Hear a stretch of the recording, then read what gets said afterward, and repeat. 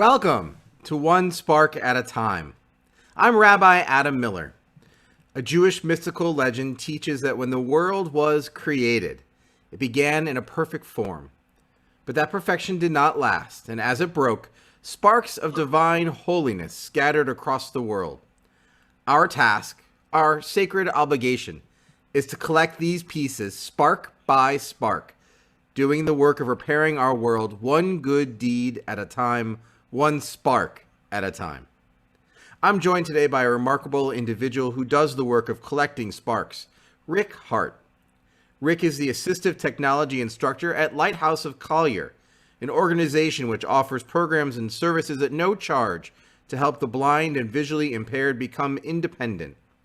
Rick coordinates support groups and provides counseling to enable those with vision loss to enhance their lives through the use of technology and adaptive skills. Rick, welcome to One Spark at a Time. Thank you for having me, Rabbi Miller. It's my honor to be here. Oh, it's a pleasure to get to meet with you and spend time together. Our conversation feels timely. We've spent more than a year now social distancing and reliant upon technology like this to keep us connected, yet those technologies often rely on sighted elements. In fact, when I told one of my sons that I would be interviewing you over Zoom, he asked if that would be a challenge for you or more difficult. So what has this time been like for those with visual impairment? Well, I could tell you early on, it was a challenge. Learning the new technologies, learning our way around. I believe it was a challenge for everybody, especially those with vision loss. We've been teaching different technologies in-house, in office, hands-on. If something goes wrong, there's an instructor there to help them. Well, nothing's hands-on anymore. It's remote. You lose a video feed, you lose an audio feed. It's very difficult to help somebody who's not very, I don't know, for the lack of better words, good at navigating this new technology. So it was a challenge early on. I will say now, though, as time has gone by, we were able to reach out to the clients that were interested in learning Zoom, FaceTime, WhatsApp, all the other ways of reaching out remotely to join groups and classes. And I think they've grown comfortable with it. They've grown to like it. It's eliminated some of the headaches of the commute a person who's blind or visually impaired has to go through. So. Well, the passion that you have to help those with visual impairment and blindness, I know, is very personal. Tell us about your own story of losing your sight. Yes, it is very personal. I was diagnosed with retinitis pigmentosa. That is a retinal degenerative condition when I was 8 years old. Genetic, I was born with it. I had perfect sight until I was probably 7. And then I'm 7, I can't see the board. Got to go to the eye doctor and get glasses, and I thought it was the end of the world. Oh my goodness, wear glasses. I only wish that was the case, because as you can see, I do not wear glasses, and will not, because they do not work. One doctor led to another doctor, which led to another doctor, and it turned out that I had this retinitis pigmentosa, which was uncurable, which for the most part still is uncurable. I learned early on how to live my life. It was challenging, to say the least. 70s, 80s, there was not a whole lot of technology available. Tape recorders, books on tape read by volunteers, people reading things to me, lectors reading tests, scribes writing for me. Challenge getting through school, and socially as well. I could see fairly well as life went on. I lost my ability to read probably by the time I was 12. And I never had the ability to drive. I could never see well enough to drive. So by the time I was 12, I was legally blind. The acuity is 2200. I believe in the state of Florida, to have a driver's license, it needs to be 2050. I believe it does. So I was 2200 at the age of 12. If I could say there was one good thing about losing vision early, is that I've adjusted. I've had a lot of time to adjust. It was a gradual decrease. Um, but I think I've always had this, my heart always gravitated towards the underdog.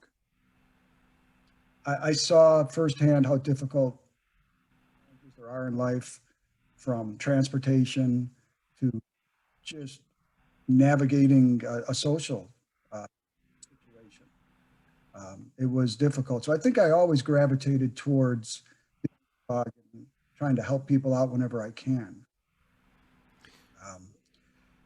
School, like I said, was difficult.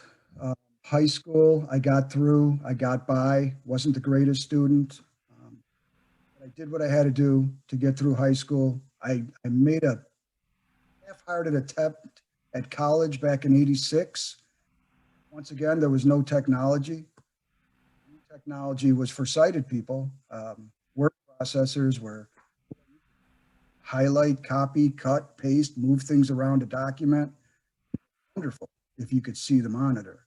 And the technology just wasn't quite there yet when I was in college. And to be perfectly honest, I don't think my maturity to learn was there. My motivation wasn't there either. So that combination,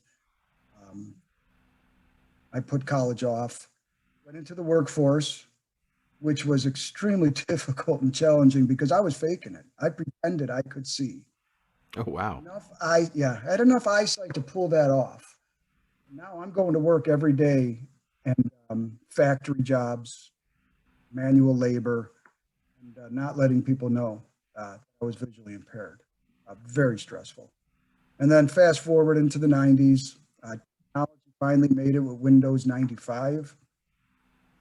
The software I use today was available. I was able to go back to school, software needed the degrees I received, which made it possible for me to be here today.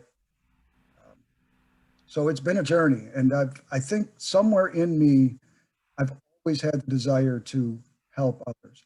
I just think could be because of my own situation. I just empathize when I see other people in a difficult situation, and I want to help them. So that's the short story, Adam. Well, let's dive into that. Battling with this from the time that you were 8, Rick, you experienced life as someone who was sighted, and then what it was like to lose that. It had to be a very tough thing for you as a young person to wrestle with. It was. It was frustrating, upsetting, a lot of anger. I loved sports. Baseball was one of my favorite sports. I thought I was pretty darn good at it up until I was 9. I could hit a fastball until I was 9. I could barely see the ball.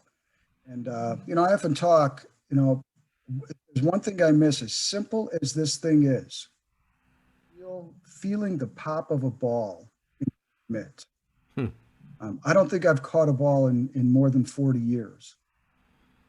I remember that feeling of a ball being thrown into a mitt, and I miss that. And then moving on to high school, and one of rites of passage here in America is when you're 16, you go get your driver's license and you get an old car from a family member, and you're driving around the streets. And I didn't do that. And I do have adult children. I see often they're up in Chicago, and I always worried, how am I going to read to them? How to throw a ball? How am I going to teach them all of these things that sighted people did? And it was stressful. It was frustrating, I'd say at times, but I'll tell you, I always found a way to do those things. Plan A was never a possibility for me. So I am pretty quick to move to plan B. And if plan B doesn't work, I'll go to C, I'll go to plan B. I'll just move down the alphabet and try to find a way to get it done. And I believe I was able to do that relatively well. So you were able to adapt, and you changed along the way to meet your situation, those around you. What is it that has happened to people who are around you as far as their adaptations and how they engage with you, particularly around language? I imagine when people first meet you, they might stumble when they catch themselves saying, "Oh, it's good to see you," or "Did you see this?" or "Have you read this?" And suddenly they're sensitive and aware of what it is that they're saying and who it is that they're speaking with. Talk to us about that language awareness around you. Okay.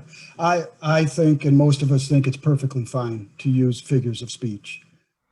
I read, I listen to audiobooks, but even in our book club, where every person is visually impaired, we all talk about, did you read that book? Did you read the latest book by so and so?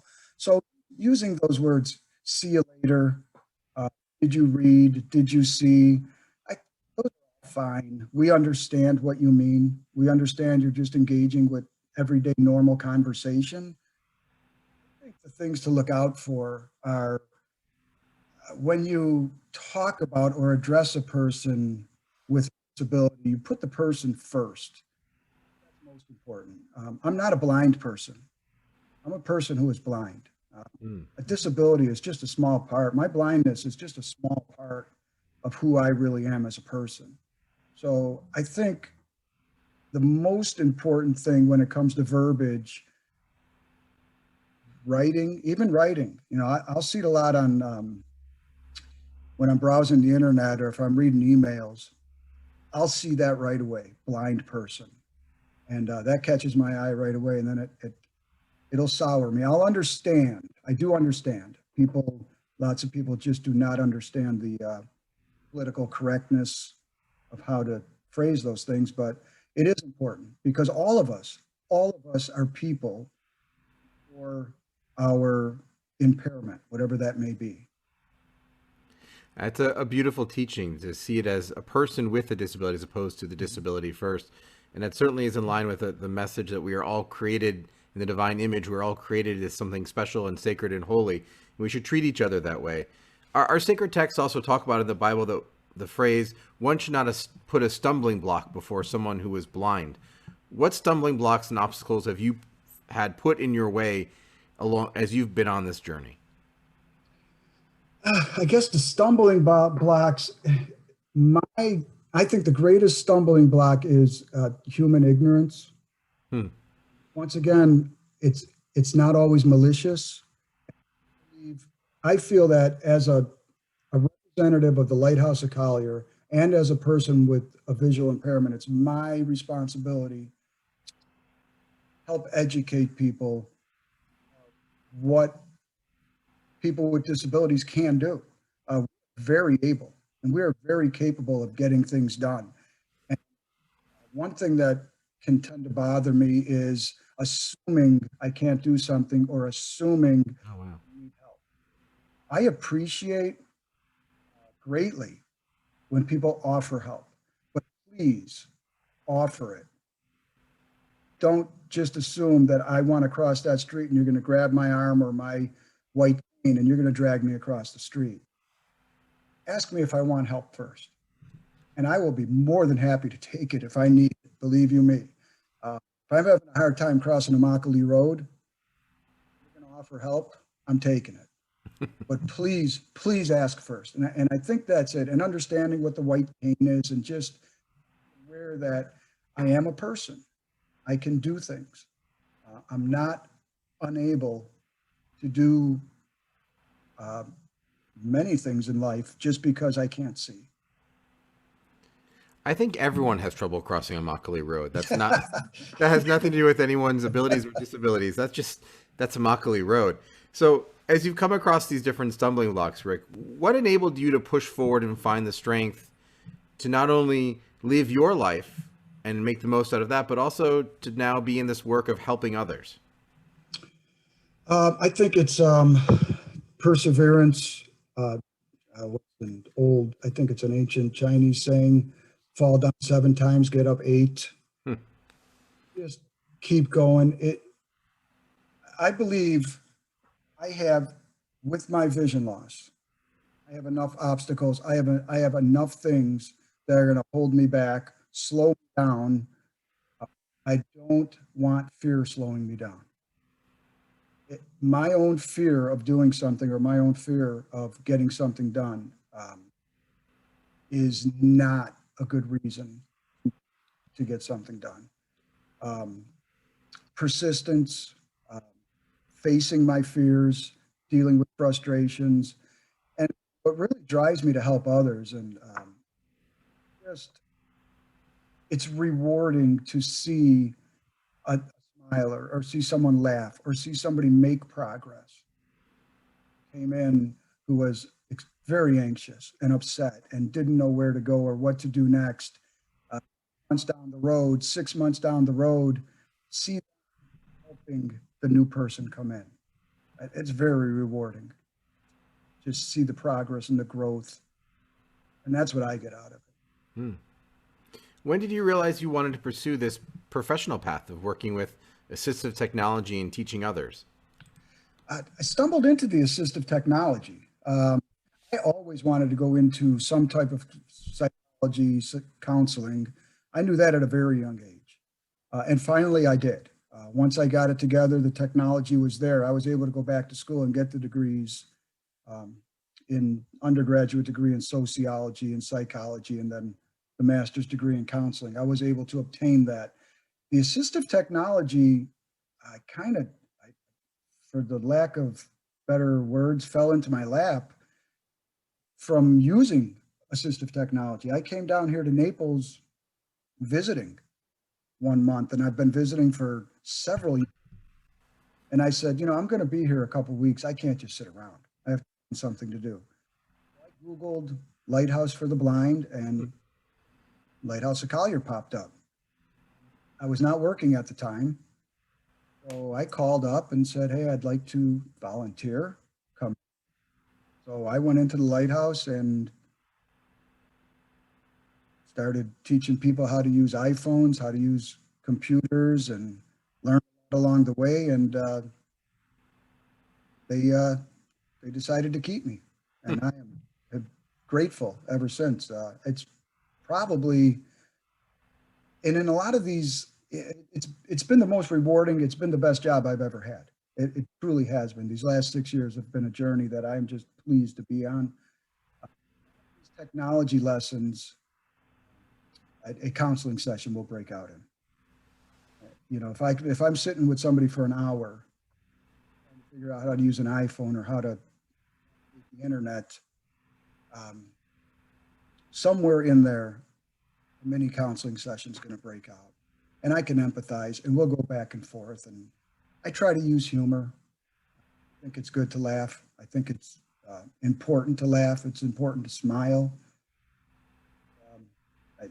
Like I said, I think I stumbled into this whole technology thing, and boy, I don't think I would change a thing.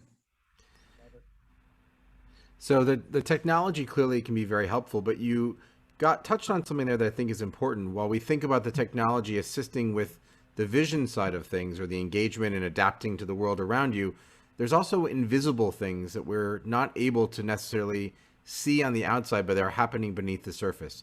Talk about some of those emotional and psychological challenges that your clients are facing and what some of those conversations are like. Oh boy. Um, Frustration. I think that's one thing we all, and I think we live so close to that frustration line, fine line between feeling good and then all of a sudden being frustrated. I give the example of being ready to prepare a meal and going out shopping, for getting all the ingredients, getting home, and realizing a key ingredient is missing. When none of us are jumping into our cars to go get that. It's it. Dinner's done. Now we're plan Bing it for dinner because get back to the store to pick up that key ingredient. Little frustration such as that. I spend the majority of my life looking for things, it seems. Boy, I'm going to tell you, a place for everything and everything in its place. It's so true when you cannot see to find things. And just getting the newer people coming in, getting them to understand that we have to slow down. You could still accomplish a task, it's just take a lot longer. And getting them to understand you need to slow down. They could still do things, find different ways of doing things. And we always talk about what do we enjoy doing? And we still do the things we like to do. And we can, a lot of them. Uh, reading, can we pick up a book and read the written word? No.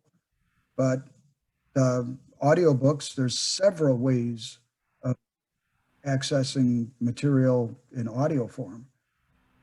Talk about switching it up, not necessarily giving something up, but changing the way we do those things.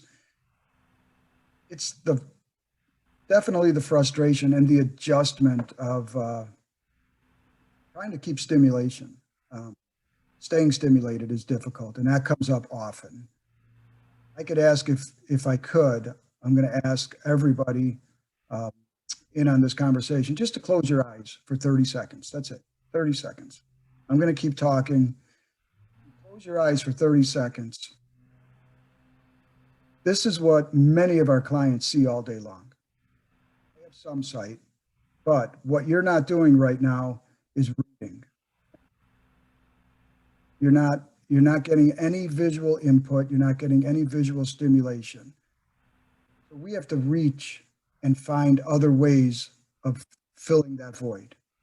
And that's a lot. That's what we work on often. Book clubs, history clubs. We get together via Zoom, at each other. We pick on each other. Music. We had a band called Out of Sight. We're two visually impaired, two of the members were visually impaired, the guitarist and the drummer. We'd all go to their shows. And we had a great time. We get out there, we dance, listen to music. So I think finding the stimulation that we miss from having less vision or having no vision, a lot of people are getting over.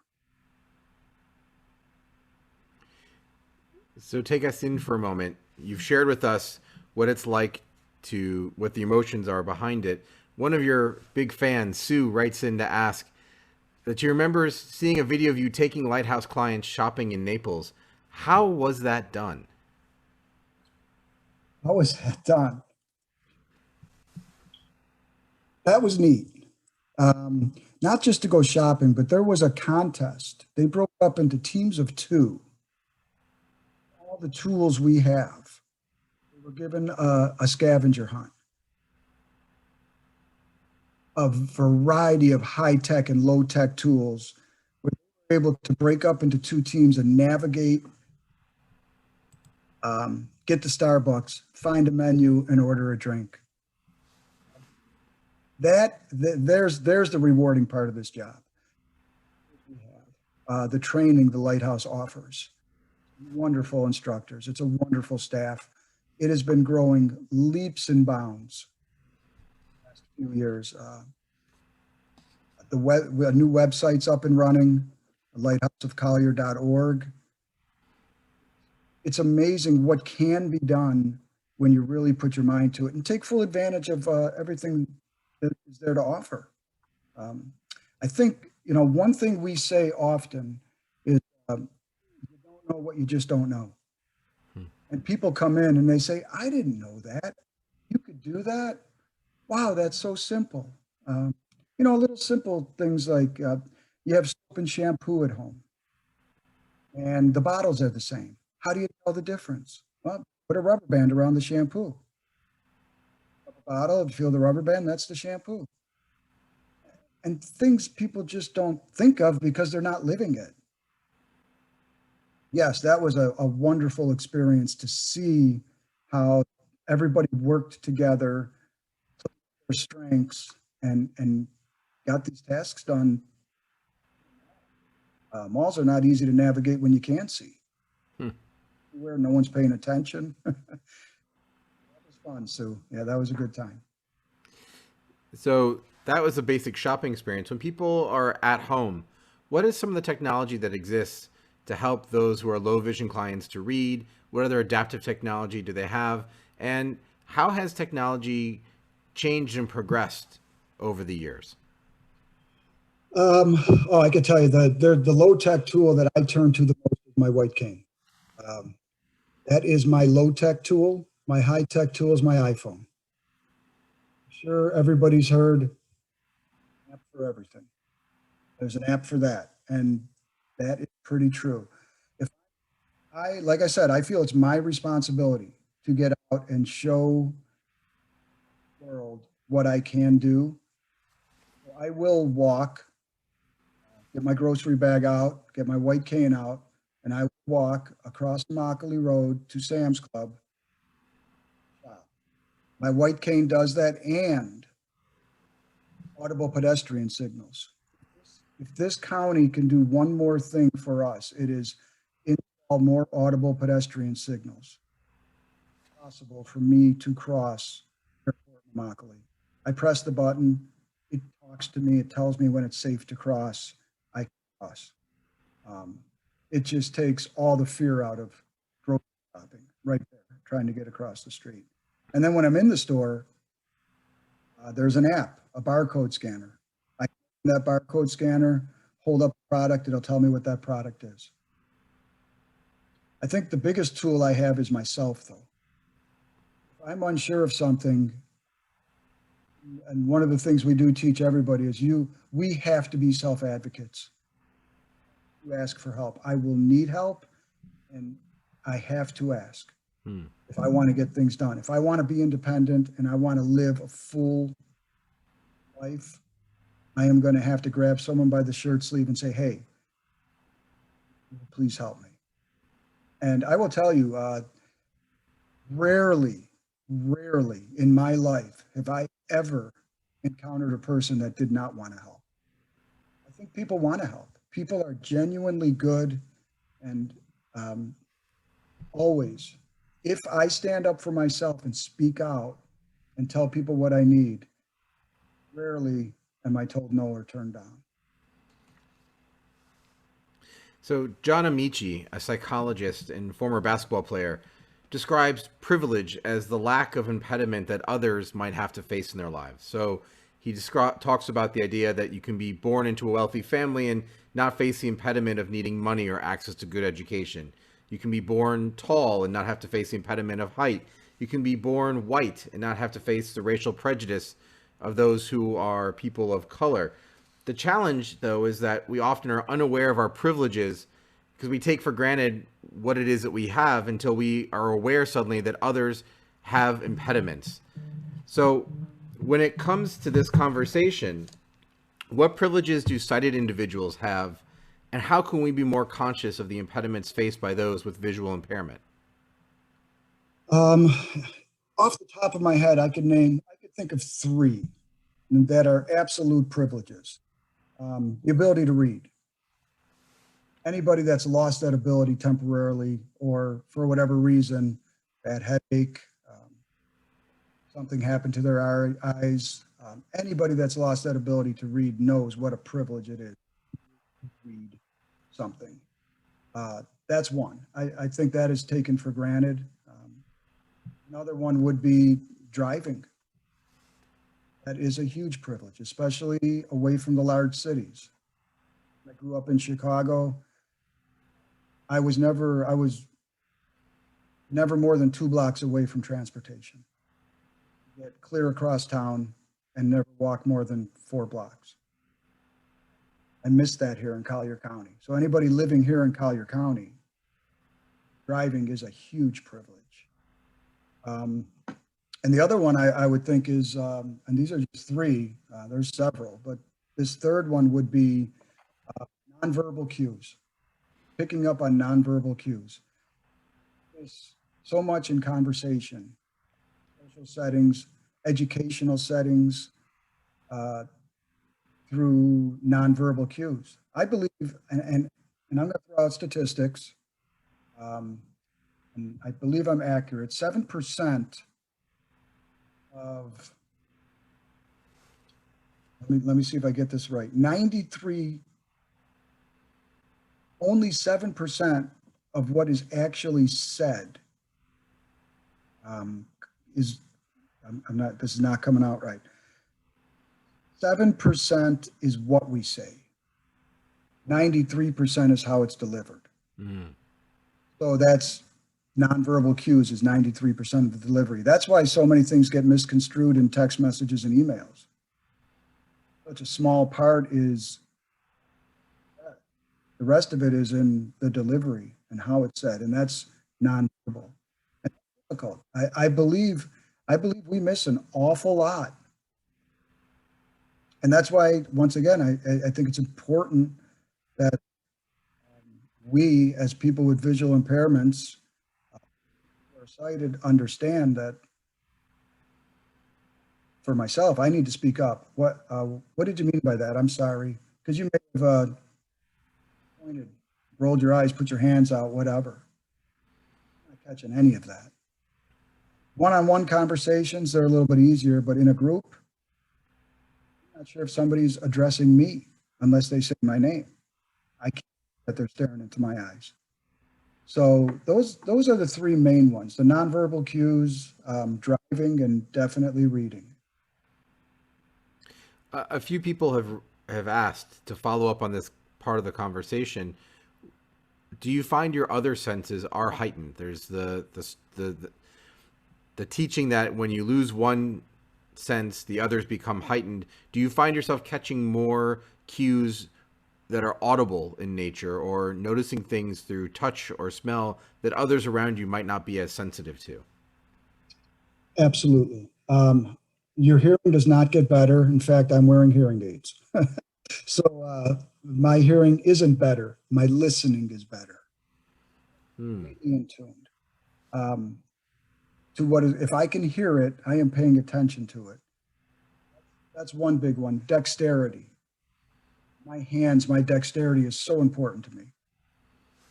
I'm feeling, I'm touching, soft touch.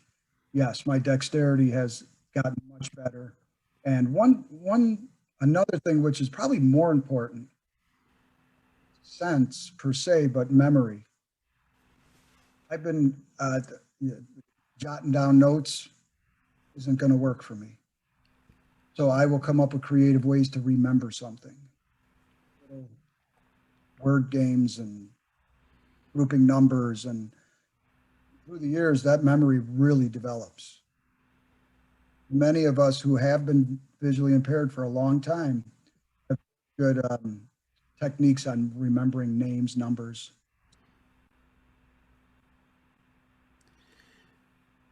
Rick, if I can go back for a moment into our memory of a part of the conversation earlier, you mentioned baseball, and I've been asked to inquire about the Lighthouse trip to the Florida Marlins baseball game.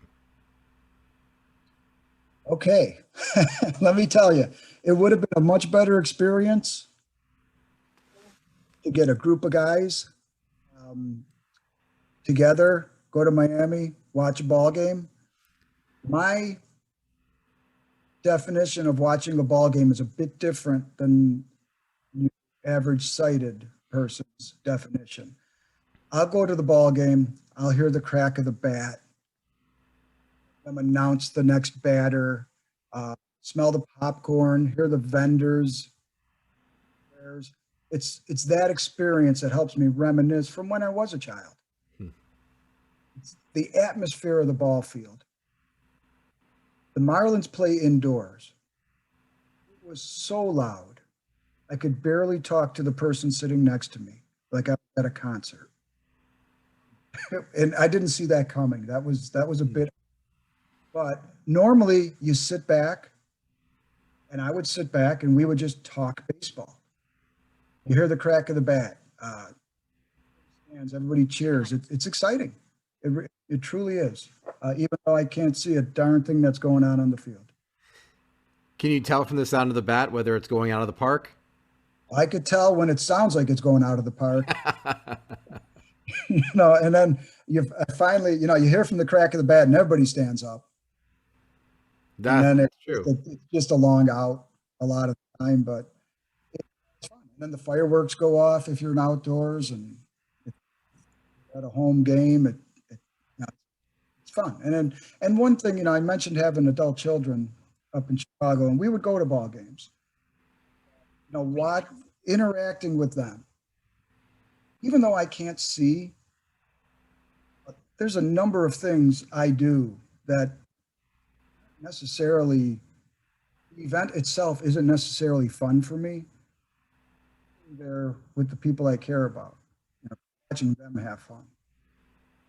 Um, Going to graduation ceremony, going to a dance recital, going to a ball game, going on. But they could see me and they know I'm there. So I think that's the important thing. So, looking ahead a little optimistically, what would you like to see change either in our community, or what would you like to see science focus on to help individuals with visual impairment? Well, in the community, I mentioned once already, we need more audible pedestrian walks. That's important. It, um, education.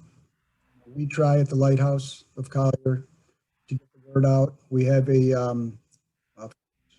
last year we did not, but every year in October, around the 15th, is White Cane Awareness Day, October 15th.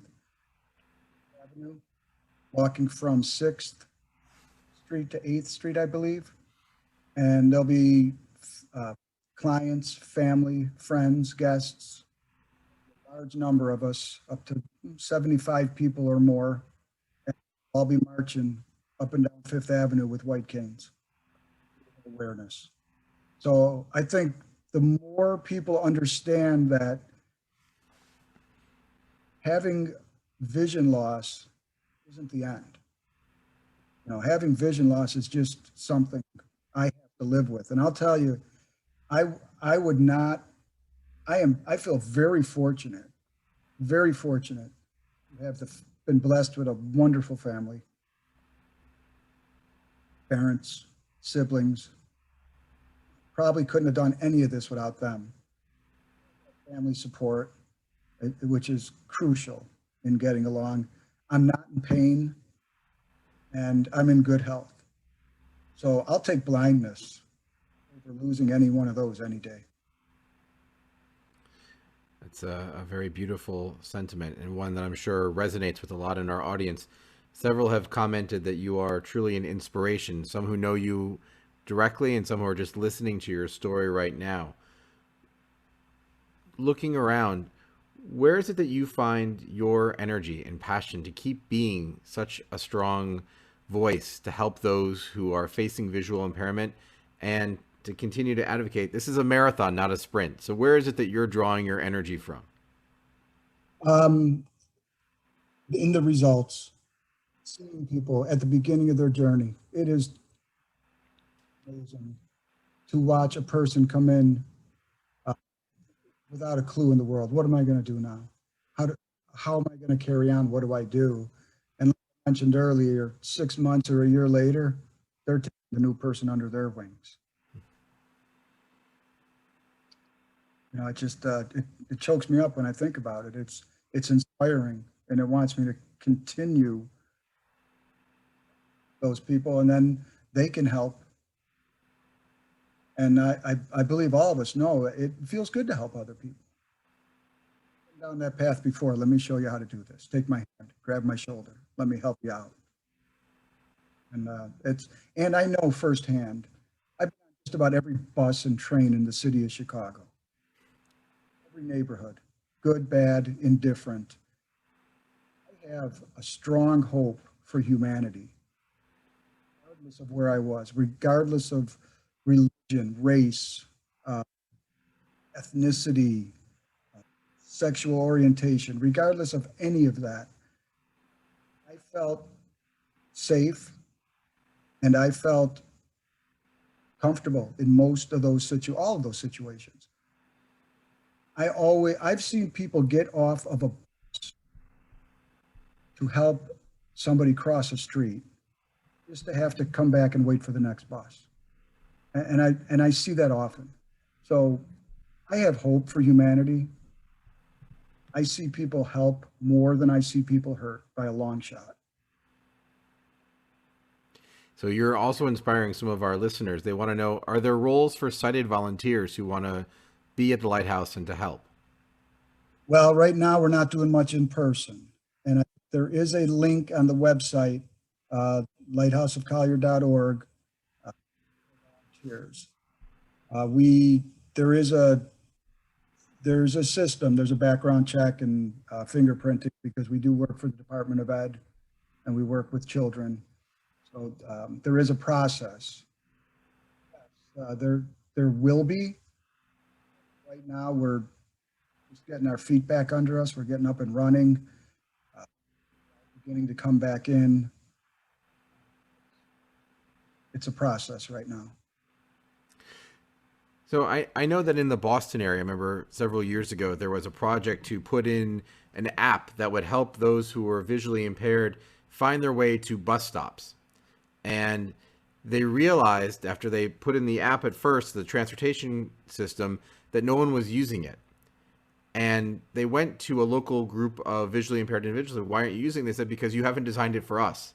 There's not markers on there that are helpful to us. You don't tell us 500 feet and you come to a hydrant, or there's a hill or anything else. We have no markers. We don't know if we're actually at the bus stop or not. And it came out of that you needed to have people who were part of the visually impaired community be able to be there, to have a voice at the table. Is that something that exists here in our community, that there's a voice at the table for those who are dealing with visual impairment in our community, advocating for themselves? There is, I believe, I am on a citizens advisory committee, representative of people with disabilities. I know the transportation committee. I know the gentleman who's on that board as well. He is totally blind. So we are represented. We are working on an app such as that. I believe it's just beginning to get started. I don't know if they have the GPS track. You can track your bus, but you purchase tickets off of an app. So they are getting moving. I want to say that Collier County didn't even have public transportation until 2000. So it's relatively new. Collier County. So they are coming a long way. I call often. They are very receptive. People that I speak with call me back. They'll answer the phone and speak my piece. So yes, we are represented in that case. Well, Rick, you've truly been an inspiration. One final question. You've been working to repair our world, to make it more whole and holy, and help those who are struggling with visual impairment.